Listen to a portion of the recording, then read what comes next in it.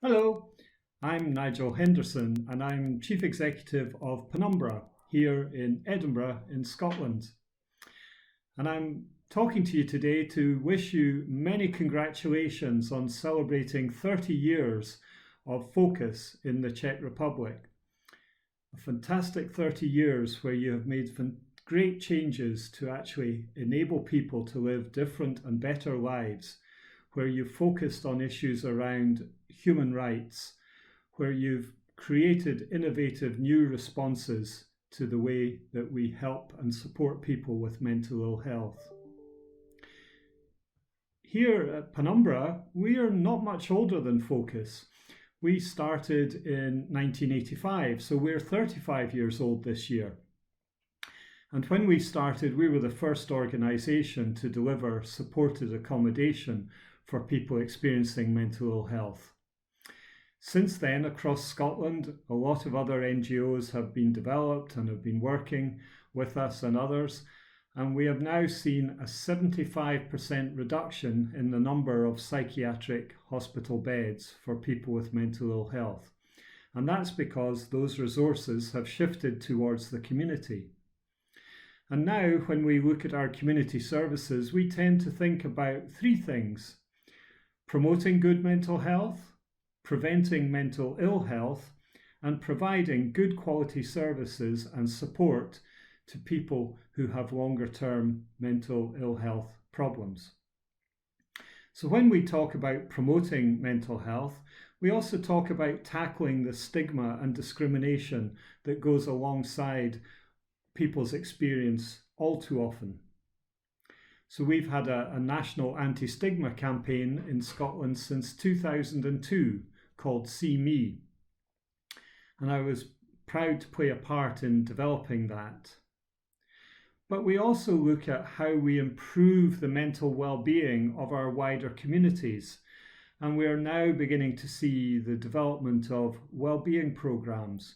We're seeing the beginning of some wellness centres in some of our streets and towns, where people can get immediate access to support, where people can get information, advice, where perhaps they can join a group that might be looking at some issues to do with well-being.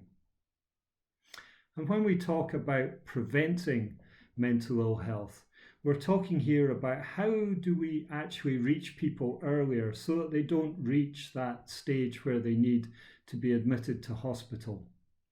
So for the last 3 years, Penumbra and a number of other organisations have been working very closely with the police, with the ambulance service, with emergency rooms in hospitals, and with general practitioners. And we've developed a programme called Distress Brief Intervention. So often the police or emergency rooms are seeing people in distress, but they're not classed as ill enough to require the support of the hospital or the clinicians at that time.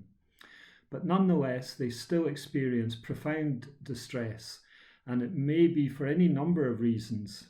Often relationships, housing issues, money worries, job worries. These are the sort of things that can really push people to a high level of distress and anxiety. So what we do now is that there is an alternative, so those agencies can refer them to people like us, and we will support them for up to 14 days to help sort out some of those issues around their distress. And we will either work with them to develop a distress management plan, and we will connect them with different services that might be able to help them going forward. And so far, we have seen some amazing results. It has really made a big difference to a lot of people's lives.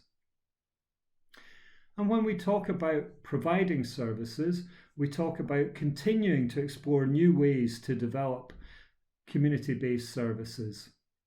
So mostly these days, people live in their own apartments, their own flats or accommodation in the community. We try not to do too much communal living arrangements because most people prefer to have their own front door, their own place to live. So we will visit people, we will support people, we will help them to engage in community life. But when we're not needed, we can withdraw and the person can continue with their lives. But we're also looking at how we offer opportunities to create really good, powerful relationships between the people we support and ourselves. And one of the things that we've found to be really helpful is peer work. So when we talk about peer work, we talk about employing people who have their own experience of mental ill health and recovery, and where we are employing them to be role models, to work alongside people, to share their story, to actually help people understand that they're not alone, that actually there is hope, there is a brighter future. And we've been doing this for the last 10 or 12 years, and now 20% of our workforce are people who are specifically employed because they have their own experience of mental ill health. So that's just a brief overview of some of the things we're doing just now. I would really like to hear more about some of the things that are happening in the Czech Republic, and I really hope I get the opportunity to come and visit again, because I have really enjoyed my previous visits. So I'd really like to wish you all a fantastic couple of days. I hope you have a great celebration. And not only that, I hope you have a really successful future. We need to keep challenging the status quo. We need to keep fighting and upholding people's human rights. We need to keep looking for ways that we can help people find hope and meaning in their lives. So I wish you all the very best, and congratulations again on this fantastic milestone of 30 years.